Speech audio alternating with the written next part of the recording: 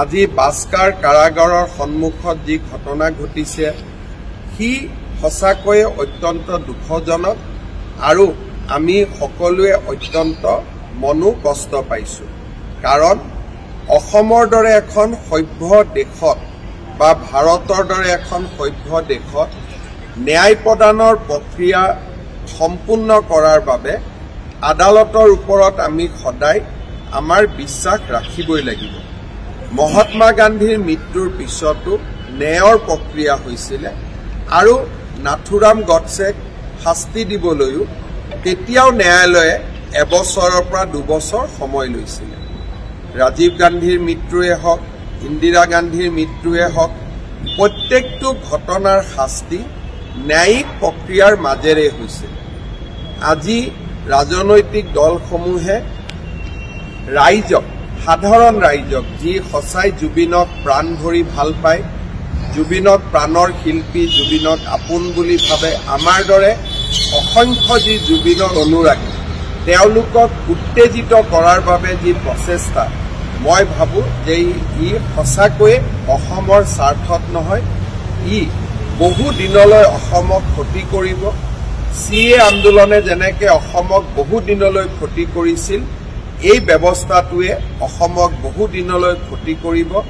মই ৰাইজক আহ্বান জনাম যে যাৰ ৰাজনৈতিক উদ্দেশ্য আছে তেওঁলোকক ৰাজনীতি কৰিব দিয়ক, কিন্তু সাধাৰণ জনতাই ন্যায়ালয়ৰ ওপৰত বিশ্বাস ৰখা উচিত আৰু অসম পুলিচে নিৰ্ধাৰিত সময়ত তদন্ত শেষ কৰি ন্যায়ালয়ৰ সন্মুখলৈ জুবিনৰ ঘটনাত দোষী সকলোকে ন্যায়ালয়ৰ সন্মুখলৈ লৈ যায়। আজি বাস্কাৰ কাৰাগাৰৰ সন্মুখত যি ঘটনা ঘটিছে সি সঁচাকৈয়ে অত্যন্ত দুখজনক আৰু আমি সকলোৱে অত্যন্ত মনো কষ্ট পাইছোঁ। কাৰণ অসমৰ দৰে এখন সভ্য দেশত বা ভাৰতৰ দৰে এখন সভ্য দেশত ন্যায় প্ৰদানৰ প্ৰক্ৰিয়া সম্পূৰ্ণ কৰাৰ বাবে আদালতৰ ওপৰত আমি সদায় আমাৰ বিশ্বাস ৰাখিবই লাগিব। মহাত্মা গান্ধীৰ মৃত্যুৰ পিছতো ন্যায়ৰ প্ৰক্ৰিয়া হৈছিল আৰু নাথুৰাম গডছেক শাস্তি দিবলৈও তেতিয়াও ন্যায়ালয়ে এবছৰৰ পৰা 2 বছৰ সময় লৈছিল। ৰাজীৱ গান্ধীৰ মৃত্যুৱে হওক, ইন্দিৰা গান্ধীৰ মৃত্যুৱে হওক, প্ৰত্যেকটো ঘটনাৰ শাস্তি ন্যায়িক প্ৰক্ৰিয়াৰ মাজেৰে হৈছিল।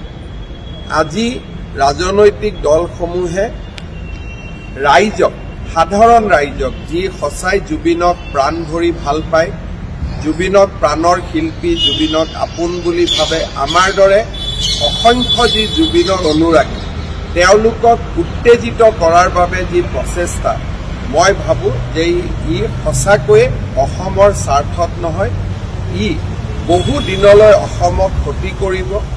CA আন্দোলনে যেনেকৈ অসমক বহু দিনলৈ ক্ষতি কৰিছিল, এই ব্যৱস্থাটোৱে অসমক বহু দিনলৈ ক্ষতি কৰিব।